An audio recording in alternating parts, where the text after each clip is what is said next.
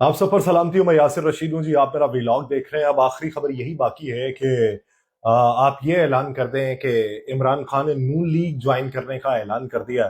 تو جس حد تک یہ بات نہیں مانی جا سکتی نا، اسی حد تک نتائج بھی نہیں مانے جا سکتے. اور اگر یہ بات نتائج مانے جا سکتے ہیں تو پھر یہ بات بھی مانی جا سکتی ہے کہ عمران خان نے پاکستان سے اپنی سیاست کو خیر باد کہہ دیا ہے اور پاکستان سے باہر جانے کا اعلان کر دیا ہے.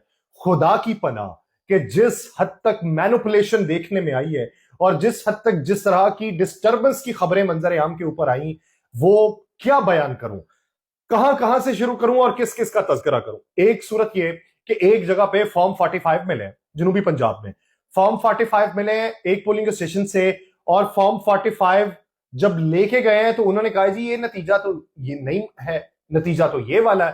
اب وہ دونوں کو ٹیلی کیا ہے، دونوں کے اوپر دستخط بھی ایک جیسے، مہرے بھی ایک جیسی. اب وہ جو پولنگ ایجنٹ تھا وہ کہتا ہے جی پریزائڈنگ آفیسر نے تو رات مجھے یہی دیا تھا. انہوں نے کہا جی نہیں یہ والا ہے. دوسری جماعت والا پہنچا، اس نے کہا جی مجھے یہ دیا ہے، جو مماثلت رکھتا ہے اس کے ساتھ یہ سیم ہے. اس نے کہا جی نہیں تمہارے دونوں کے پاس غلط ہے، یہ ہے. تیسرا آیا، اس نے کہا بھائی صاحب آپ نے یہ دیا تھا، کہتا نہیں یہ ہے. اب یہ صورتحال تھی. ادھر جس طریقے سے میاں نواز شریف صاحب نے ایدا ہی جتنا سی تو معافی مانگ لو، ایدا ہی جتنا ہے تو صلح کر لو، ایدا ہی جتنا ہے تو مان لو کہ سیاست مک گئی ہے. یعنی صبح کے دن ان کا پریزائڈنگ آفیسر بیمار ہو جاتا ہے، وہ کہتا ہے جی کہ میں جو ہے میں بیمار ہوں اور مجھے جانے دیں. ریٹرننگ آفیسر بیان دے رہا ہے کہ میں رخصت پہ جا رہا ہوں جی، میں نہیں آ سکتا. اب اس طرح کی باتوں کے بعد اگر آپ جیت بھی جائیں، اگر وہ کہہ دیں کہ پاکستان سے 2/3 اکثریت آپ نے لے لی، اگر وہ کہہ دیں کہ صرف نواز شریف صاحب کو 3 کروڑ ووٹ پڑ گیا، کون مانے گا؟ اخلاقی طور پہ آپ کی شکست ہو چکی ہے. اور حیف اس مقام کے اوپر کہ ایک امیدوار رات کو کھڑا ہو کے یہ کہے کہ ہمارے پاس جو فارم 45 ہے اس کے مطابق ہم ہار چکے ہیں اور ہم نے انڈر ایسٹیمیٹ کیا اپنے مخالف کو، یعنی خواجہ آصف صاحب. اور صبح کو وہ بات کر رہے ہیں کہ 30,000 کے مارجن سے میں ہارا ہوں، صبح کو 18,000 کے مارجن سے وہ جیت جانے کی خبریں منظر عام پہ آتی ہیں. اس نظام پہ جہاں پر صورتحال ہمیں ملتان میں دیکھنے کو ملی کہ لیڈ بہت زیادہ تھی مہربانو قریشی کی، لیکن مہربانو قریشی اب 8,000 کے فرق سے ہاری ہیں اور مسترد شدہ ووٹوں کی تعداد 16,000 سے زائد کی دکھا رہی ہے.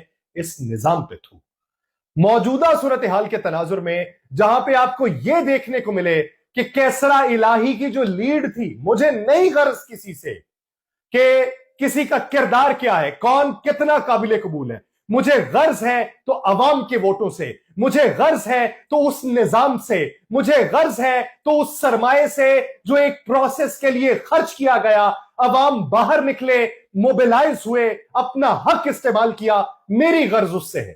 اگر عوام نکلے باہر اور رات کو وہ فرق 58,000 کا تھا، پھر صبح کے وقت میں وہ فرق ایسے پلٹا کھاتا ہے کہ 18,000 کے فرق سے کیسرا الہی صاحبہ ہار جاتی ہیں. اور جو مناظر منظر عام پہ آتے ہیں کہ بیلٹ پیپرز جو ہیں وہ جلے ہوئے پڑے ہیں جس کے اوپر کیسرا الہی پہ مہرے لگی ہیں. اس نظام پہ مجھ پہ میں موجودہ صورتحال کے تناظر میں کیا کہوں کہ کس ملک کا میں باسی ہوں کہ جہاں پہ صورتحال یہ ہو، عوام سڑکوں کے اوپر ہے. خانپور میں دیکھ لیں، لاہور میں دیکھ لیں، بہت سارے پریزائڈنگ آفیسرز کے دفاتر کے باہر دیکھ لیں، جنوبی بلوچستان میں دیکھ لیں، اور جنوبی پنجاب کے اندر دیکھ لیں، وسطی پنجاب کے اندر دیکھ لیں، بے شمار جگہوں کے اوپر لوگ سڑکوں پہ ہیں. اب علی افضل سائی فیصل آباد کی وہ نشست ہے جس پہ یہ کہا جاتا تھا کہ شاید ان کی الیک سلیک ہوئی ہے نون لیگ کے ساتھ کہ انہوں نے ایک ہلکا امیدوار میدان میں اتار دیا کہ جو ماضی میں پروونشل اسمبلی کا امیدوار تھا اسے ہی اوپر لے آئے، جو وہاں کے کینڈیڈیٹ تھے ان کو سائیڈ پہ کر کے یہ شاید کوئی سیٹ ایڈجسٹمنٹ انہوں نے کی ہے، اس کو ہرا دیا.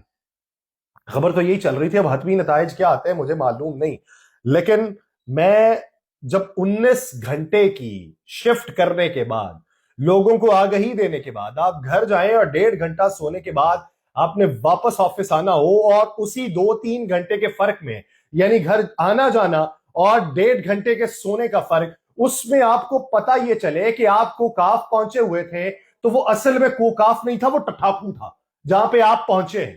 وہ جو آپ پہاڑ پہ چڑھ رہے تھے وہ بیسیکلی پہاڑ نہیں تھا, وہ کنویں کی گہرائی تھی جس سے آپ اوپر کو آئے, اور جب آپ منڈیر پہ پہنچنے لگے ہیں تو وہاں پہ سیڑھی ہی دم توڑ گئی ہے اور سیڑھی وہاں سے پلٹی ہے اور آپ دھڑام سے نیچے آ گرے. یہ ایسے ہی ہے کہ آپ ساری رات سپنے دیکھتے رہیں اور صبح جب آنکھ کھلے تو آپ کو پتا چلے کہ آپ جہنم کے اندر جی رہے ہیں. میں ایسے الفاظ استعمال نہیں کرتا, میری تربیت یا میری طبیعت اس کے ساتھ موافقت نہیں رکھتی.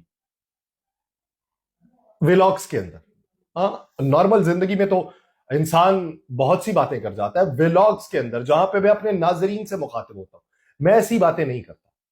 لیکن آج دل اندرونی طور پہ کوڑا ہے, میری جانے بلا میری طرف سے جس کو مرضی مسند اقتدار کے اوپر بٹھا دے, لیکن یہ ڈھنڈورا تو نہ پیٹے.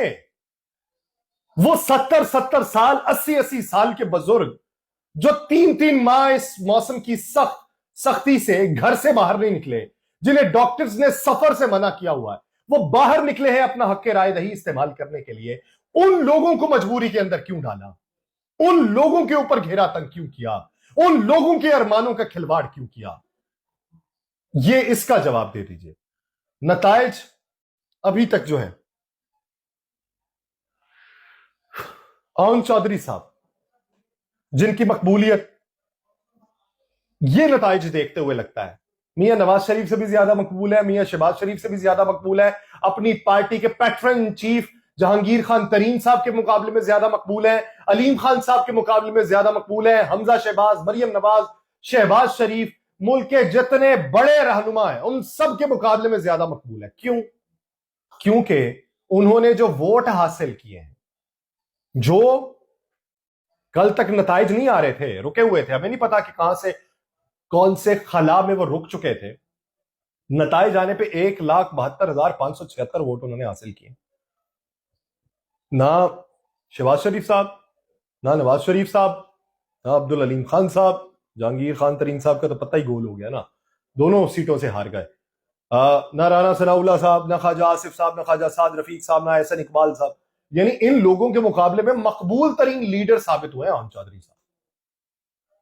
اور سلمان اکرم راجہ اس وقت وہ پہنچے ہوئے ہائی کورٹ پہ, 1,59,024 ووٹ انہیں ملے اور 13,000 کے ووٹوں سے انہیں شکست ہوئی. ہاں روک کے رکھیں تو کچھ بھی کر سکتے ہیں. اس کے بعد اگر بات کی جائے تہمینہ دولتانہ صاحبہ کی,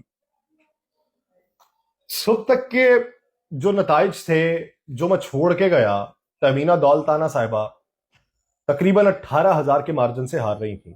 صبح واپس آئے تو معلوم پڑا کہ تہمینہ دولتانہ صاحبہ 1,11,196 ووٹ لے چکی ہیں, اور طاہر اقبال چودھری جو پی ٹی آئی کے حمایت یافتہ تھے وہ 1,03,052 ووٹ لے پائے. تو یوں 8,144 ووٹوں سے تہمینہ دولتانہ صاحبہ جیت گئے.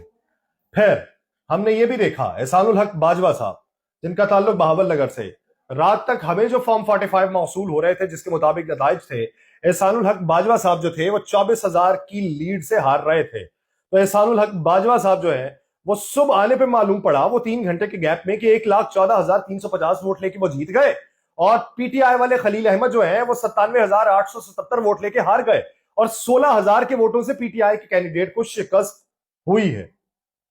اس کے بعد میں کس حلقے کا تذکرہ کروں؟ ریحانہ ڈار صاحبہ, کیسرا الہی صاحبہ, میجر ریٹائرڈ طاہر صادق صاحب, اٹک والی سیٹ, ایک بڑا مارجن, صبح پلٹا کھایا, پتہ نہیں کی ہو گیا. رات میں بہت سے لوگوں نے ایک دوسرے کو مبارکبادیں بھی دے دی, لیکن صبح کو صورتحال تبدیل دکھائی دی. کیا ایسے اچھی حکومت بن جائے گی؟ کیا ایسے یہ سیاسی منظرنامہ ٹھیک ہو جائے گا؟ اخلاقی طور پہ نہ, آپ لوگوں کی موت واقع ہو گئی. یہ جو سانس آ رہا ہے نا, یہ سانس ایک زندہ لاش میں پھونکا جا رہا ہے, لیکن لاش کیا اسے برداشت کر پائے گی؟ اس کا انتظار ہے. مجھے دیجیے اجازت, اللہ نے کے پاس.